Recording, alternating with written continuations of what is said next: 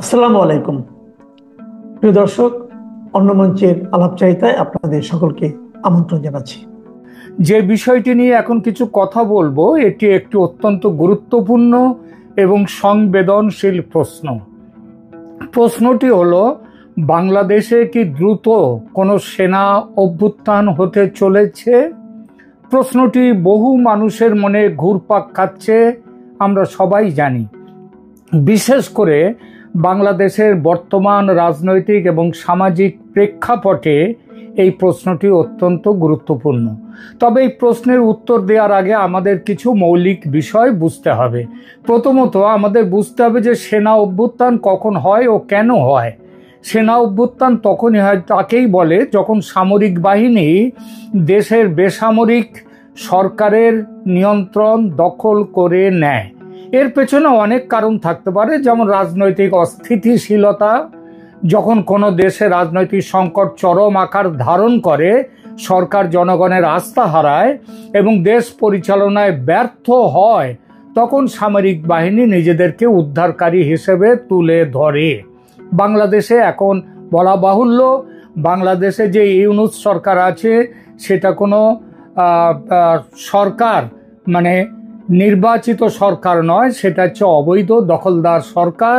এবং তারা এসে যেভাবে কাজকর্ম করছে এবং করেছে, তাতে মনে হচ্ছে সামরিক বাহিনী, দেশের মানুষ চায় সামরিক বাহিনী নিজেদেরকে উদ্ধারকারী হিসেবে তুলে ধরুক।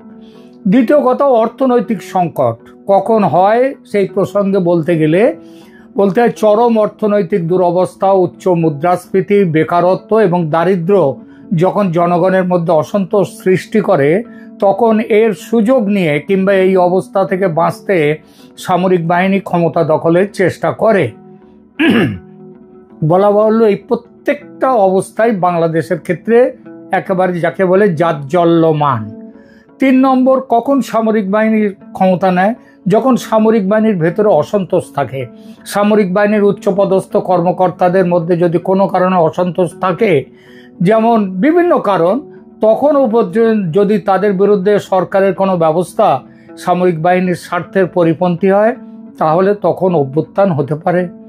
এবং এখানে যে সরকারকে সেনাবাহিনী এনে বসিয়েছে বাংলাদেশে, ইউনূস সরকারকে, সেই ইউনূস সরকার সেনাবাহিনীর কথা যে শুনছে না এবং তাদের কথা অমান্য করে, তাদের প্রস্তাব অমান্য করে চলছে, এটা তো জানা কথাই। 4 নম্বর, কখন আসে না, যখন বহিঃশক্তির প্রভাব অনেক সময় দেখা যায় যে কোনো বহিঃশক্তির ইন্ধনে বা সহায়তায় কোনো দেশের সেনা অভ্যুত্থান ঘটে।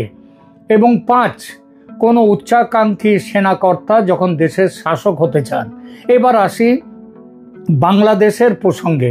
বাংলাদেশের ইতিহাস পর্যালোচনা করলে দেখা যায়, স্বাধীনতার পর থেকেই সামরিক বাহিনীর রাজনীতিতে একটি গুরুত্বপূর্ণ ভূমিকা ছিল। 1975 সালের 15ই আগস্টের মর্মান্তিক ঘটনা থেকে শুরু করে এরশাদ আমলের দীর্ঘ সামরিক শাসন মনে করিয়ে দেয় যে সামরিক বাহিনী বাংলাদেশে কতটা প্রভাবশালী ছিল বললে ভুল করা হবে। গত বছর শেখ হাসিনার পতনের পশ্চাতেও ছিল সেনাবাহিনীর মুখ্য ভূমিকা। তবে তফাৎ এক জায়গায়, গত বছর 2024-এ সুযোগ থাকা সত্ত্বেও সেনা কিন্তু ক্ষমতা দখল করেনি। এমনও বলা যায়, দখলের পথে এগিয়ে গিয়েও পিছিয়ে এসেছিল সেনাবাহিনী। জেনারেল ওয়াকারুজ্জামানের 5 আগস্ট 2024-এ দেওয়া ভাষণটি শুরু করুন, আমি আপনাদের সবার জানমালের ব্যবস্থা নিজের ঘাড়ে নিলাম, আপনাদের জানমালের রক্ষার কথা আমি নিজেই নিলাম। এই নিজে ক্ষমতা গ্রহণ কিন্তু তিনি করলেন না, তিনি মোহাম্মদ ইউনূসকে ক্ষমতায় বসালেন। এই ক্ষমতায় বসানো, এটা কি স্বেচ্ছায় বসানো, নাকি সেনাপ্রধান বাধ্য হয়েছিলেন ইউনূসকে ক্ষমতায় বসাতে? সেটা বোঝা যায় আমেরিকা ও পশ্চিমা বিশ্বের চাপে পতন ঘটেছিল হাসিনার সরকারের, এবং ইউনূস যে ক্ষমতায় বসেছেন সেটাও কিন্তু ওয়াশিংটনের ব্লু প্রিন্ট মাফিক। এটা আজকে পরিষ্কার হয়ে যাচ্ছে। ওই যে ইউনূস বলেছিলেন মেটিকুলাস ডিজাইন, 1 বছর আগে সম্ভাবনা থাকলেও সামরিক শাসন হয়নি দেশে। আজ 1 বছর পরে তাহলে এই কথা উঠছে কেন? অনেকেই মনে করছেন, এটাও বলছেন যে সেনাবাহিনী এগিয়ে গিয়ে পিছিয়ে আসছে, কারণ সেনাবাহিনীও এই সরকারের সাথে আছে। এ প্রশ্নটা স্বাভাবিক, কিন্তু তা হলেও তারপরেও আজকেও যদি বলা হয় গোপালগঞ্জে সেনাবাহিনী কি করেছে সেটা সবাই জানে, সেটা কোনো লুকোনো কথা নয়। কিন্তু তা সত্ত্বেও এখন কথা উঠছে যে সেনাবাহিনী বাংলাদেশের ক্ষমতা দখল করবে কি করবে না, তাদের করা উচিত। এই উচিতটা এর সবচেয়ে বড় কারণ হচ্ছে হাসিনা পরবর্তী ইউনূসের অন্তর্বর্তী সরকারের বিপুল ব্যর্থতা। বিপুল। এর ফলে 2025 সালের আগস্ট মাসে এসে দেখা যাচ্ছে বাংলাদেশ নামক দেশটি প্রতিষ্ঠার পর থেকে সবচেয়ে অস্থির অবস্থার মুখোমুখি আজ এসে দাঁড়িয়েছে। ঝুলিয়ে রাখা রাজনৈতিক পরিবর্তন ওটা হয়ে গেছে এখন যেন সেই গাদার সামনে গাজর ঝুলিয়ে দেয়া, সেই রকমই জনসাধারণের অস্থিরতা, দেশ চালানোয় চরম ব্যর্থতা এবং সরকারের বিরুদ্ধে সেনার অবিশ্বাস, সব মিলে মিশে সেনা অভ্যুত্থানের সম্ভাবনা ক্রমশ জোরদার হয়ে উঠেছে। শুধু দেশীয় কারণ নয়, কিছু আন্তর্জাতিক কারণও যুক্ত হয়ে এই সেনা অভ্যুত্থানের সম্ভাবনা আরো তীব্র করেছে। 2024 সালের আগস্টে যে অভ্যুত্থান বা আন্তর্জাতিক অভ্যুত্থান বা ষড়যন্ত্র যেটাই বলুন না কেন, সেটা আন্তর্জাতিক ষড়যন্ত্রের বলি হয়েছিল হাসিনা সরকার। দেশের মানুষ আন্তরিকভাবে চেয়েছিল নতুন সরকার এসে একটা হিলিং টাচ দেবে, শান্তি এবং স্বস্তি ফিরবে দেশে। গত 1 বছরের অভিজ্ঞতা তার একেবারেই বিপরীত। এতটাই বিপরীত যে মানুষ এখন বলছে পরিষ্কারভাবে রাস্তায় নেমে যে হাসিনার আমল অনেক ভালো ছিল। তাদের উপরে নানা রকম অত্যাচার নেমে আসছে, তা সত্ত্বেও এ কথাগুলো বলবার লোক কিন্তু আজকে কম নেই বাংলাদেশে। তারা স্পষ্টভাবে বলছে এই 11 মাসে কি অভিজ্ঞতা অর্জন করেছে মানুষ। জনগণের অবিশ্বাস এবং বারবার গণবিক্ষোভ, সেইটা এই অভিজ্ঞতা হয়েছে। দেশব্যাপী পুলিশ ধর্মঘট এবং পরবর্তীতে আইন প্রয়োগকারী সংস্থার পতন, যার ফলে বেসামরিক শৃঙ্খলায় সেনাবাহিনীর ভূমিকা আরো গভীর হয়েছে। অন্তর্বর্তীকালীন সরকার এবং সশস্ত্র বাহিনীর মধ্যে ক্রমশ বেড়ে যাওয়া দ্বন্দ্ব, বিশেষ করে বিলম্বিত নির্বাচন এবং বিতর্কিত নীতি প্রস্তাবের বিষয়ে। যেমন নীতি প্রস্তাবগুলো কি? যেমন আমেরিকাকে মানবিক করিডোরের নামে ঘাঁটি করতে দেয়া, তারপরে চট্টগ্রাম বন্দর তুলে দেয়া, তারপর সেন্ট মার্টিনস আইল্যান্ড, সেটা তো ইতিমধ্যেই আমেরিকার দখলে প্রায় চলে গেছে। এই সবগুলোর মধ্যে দিয়ে সেনাবাহিনীর সাথে এই যে বেসামরিক সরকার বলে ইউনূসের যেটা আছে তার দ্বন্দ্ব বেড়ে গেছে। জেনারেল ওয়াকারুজ্জামানের নেতৃত্বে বাংলাদেশ সেনাবাহিনী বারবার বলেছে 2025 সালের ডিসেম্বরের মধ্যে নির্বাচন করতে হবে এবং জানুয়ারির প্রথম দিনে নির্বাচিত সরকার যাতে ক্ষমতা গ্রহণ করতে পারে তার ব্যবস্থা করতে হবে। সরকার নানান বাহানায় এড়িয়ে গেছে সেনাবাহিনীর এই প্রস্তাব কিংবা সেনাবাহিনীর এই চাওয়া। কদিন আগে ফেব্রুয়ারির প্রথম অর্ধে ভোট হবে বলে জানিয়েছেন মোহাম্মদ ইউনূস, কিন্তু সন্দেহ করার যথেষ্ট কারণ আছে যে শেষ মুহূর্তে কোনো না কোনো বাহানা দিয়ে বাতিল হবে নির্বাচন। বাতিল করতে অবশ্য বড় কিছু অসুবিধে নেই, কারণ ইউনূস এখন সঙ্গে পেয়েছেন আমেরিকাকে, এবং আমেরিকার যে স্বার্থ সেই স্বার্থ রক্ষা করার জন্য ইউনূস এখন ব্যস্ত। সুতরাং আমেরিকা ইউনূসকে সাহায্য করে যাবে। জেনারেল ওয়াকারুজ্জামান জোর দিয়ে বলেছেন যে শুধুমাত্র একটি নির্বাচিত সরকারই রাজনৈতিক স্থিতিশীলতা প্রদান করতে পারে দেশে।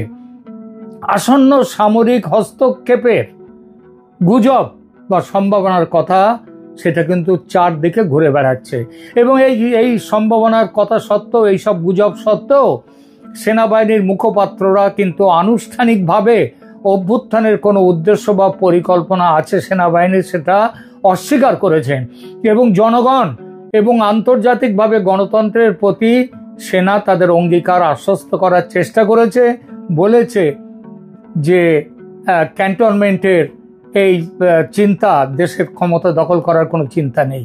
তবে সেনাবাহিনীর বেসামরিক কর্তৃপক্ষ যদি সিদ্ধান্তহীন থেকে যায়, যদি দেশকে ক্রমশ অস্থিতিশীল করতে থাকে, তাহলে সেনাবাহিনী এগিয়ে আসবার কথা ভাবতেই পারে এবং সেটা ভেবেছেও। ঢাকায় সমস্ত ইউনিটগুলোকে একত্রিত করে এবং উচ্চ স্তরের জরুরি সভা একাধিকবার আহ্বান করে সেনা কিন্তু সে কি চাইছে সেটা কিন্তু বলে দিয়েছে। সরকারের দুর্বলতা এবং ঝুঁকি, অন্তর্বর্তীকালীন বেসামরিক প্রশাসন ভেঙে পড়েছে, একাধিক প্রতিদ্বন্দ্বী ক্ষমতা কেন্দ্র এবং বিতর্কিত পদক্ষেপ যেমন নিয়োগ এবং বৈদেশিক সম্পর্কের নীতি নিয়ে সেনার সাথে সংঘাত বেঁধেছে। ছাত্র গোষ্ঠীগুলি বৃহৎ আকারের বিক্ষোভ অব্যাহত রেখেছে, কখনো কখনো সহিংস হয়ে উঠছে, যা পুনর্গঠনের সেনার ভূমিকা আরও বাড়িয়ে তুলবার পথে এগিয়ে নিয়ে যাচ্ছে। সাম্প্রতিক বেশ কয়েকটি ঘটনা অভ্যুত্থানের গুজবকে আরও বাড়িয়ে তুলেছে, যেমন আওয়ামী লীগের নিষেধাজ্ঞা এবং তার রাজনৈতিক নেতাদের আটক, এবং জেলখানার মধ্যেই ইতিমধ্যে বেশ কিছু আওয়ামী লীগ নেতাকে হত্যাও করা হয়েছে। রাষ্ট্রপতির কাছে জরুরি অবস্থা ঘোষণা করার বা সামরিক তত্ত্বাবধানে ঐক্য সরকার, একটা জাতীয় সরকার কিংবা অন্য কোনো সরকার, এই সরকারের বর্তমানের পরিবর্তে তার কিন্তু আহ্বান সেনাবাহিনী একাধিকবার করেছেন। তারা রাষ্ট্রপতির সাথে দেখা করে এই বিষয়ে দাবিও তুলেছে। তাহলে এই সমস্ত পরিস্থিতির পরিপ্রেক্ষিতে একটা প্রশ্ন কিন্তু উঠে আসছে, সেনা অভ্যুত্থান কি তাহলে আসন্ন বাংলাদেশে? সেনাদের চলাচল, জরুরি সেনা সভা এবং সেনা প্রধানের সরাসরি জনসাধারণকে সতর্ক বার্তার মাধ্যমে, যে সতর্ক বার্তা তিনি দিচ্ছেন তার মাধ্যমে দেখা যাচ্ছে অভ্যুত্থানের সম্ভাবনা কিন্তু প্রকট হয়েছে। কিন্তু এই সম্ভাবনা ফলপ্রসূ হবে কিনা এই বিষয়টি বিচার করতে গেলে প্রথমেই নজরে পড়ে পরাশক্তি আমেরিকা তার ভূ রাজনৈতিক স্বার্থে বাংলাদেশের ওপর নজর ফেলেছিল অনেক আগে থেকে। এখন তাদের সেই প্ল্যান সফলতার দোরগোড়ায়। ইউনূস তাদের বাজির ঘোড়া, এই ঘোড়া হারুক এটা চায় না আমেরিকা। বাংলাদেশে মার্কিন charge d' affaires Tracey Jacobson তিনি তো এখন খোলাখুলি নেমে গেছেন আমেরিকার স্বার্থ সেটা সিদ্ধি করার জন্যে। লন্ডনে কয়েকদিন আগে লন্ডনের তারেক রহমানের সঙ্গে দেখা করে, তারেক রহমান বিএনপির নেতা, তার সঙ্গে দেখা করে আমেরিকার স্বার্থ দেখার কথা আদায় করেছেন ওই ট্রেসি জ্যাকবসন। সুতরাং সেনা শাসনকে সমর্থন করবে না আমেরিকা এটা বলা যায়, কিন্তু ভারত সমর্থন দিতে পারে সেনা অভ্যুত্থানকে।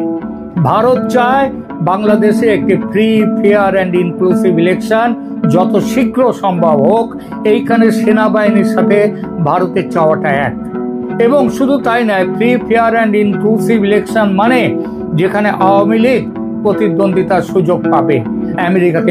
আমেরিকা এটা করতে দেবে না, কারণ আমেরিকা জানে মুজিব কন্যা আমেরিকার হাতের পুতুল হবেন না। আমেরিকা ইউনূসকে রাখবে, প্রয়োজন হলে তারেক রহমানকে নিয়ে আসবে, ইউনূসকে রাষ্ট্রপতির জায়গায় নিয়ে যাবে, সেই প্ল্যানটাও রয়েছে আমেরিকার। 5 আগস্টের ঘটনা ঘটতে পেরেছিল অনেকটাই ভারতের ভুলে, ভারতীয় গোয়েন্দা ব্যর্থতায়। ভারত অতিমাত্রায় আত্মসন্তুষ্ট ছিল এই ভেবে যে শেখ হাসিনার বিরুদ্ধে কোটার আন্দোলন একটি ছোটখাটো ব্যাপার, এর পেছনে পশ্চিমা বিশ্বের ষড়যন্ত্রকে গুরুত্ব দেয়নি ভারত। 5 আগস্টের ঘটনা ঘটার পরও ভারত কোনো প্ল্যান তৈরি করেনি। আমেরিকার ভোট আসতে ভেবেছিল বন্ধু ট্রাম্প জিতবে এবং তিনি জিতলে সমাধান হয়ে যাবে বাংলাদেশের সমস্যা। ভারতের সেই ভাবনা এখন কোথায় এসে দাঁড়িয়েছে সেটা দেখুন একবার। কিন্তু বেটার লেট দ্যান নেভার, ভারতের কানে এখন জল ঢুকেছে। প্ল্যান বি, প্ল্যান সি তৈরি করেছে ভারত। প্ল্যান বি অনুযায়ী এই সরকারের বদলে অন্য সরকার নিয়ে আসা, সেটা ন্যাশনাল গভর্নমেন্ট হতে পারে, সেটা কেয়ারটেকার গভর্নমেন্ট হতে পারে, এমনকি আর্মি গভর্নমেন্ট হলেও ভারতের আপত্তি নেই।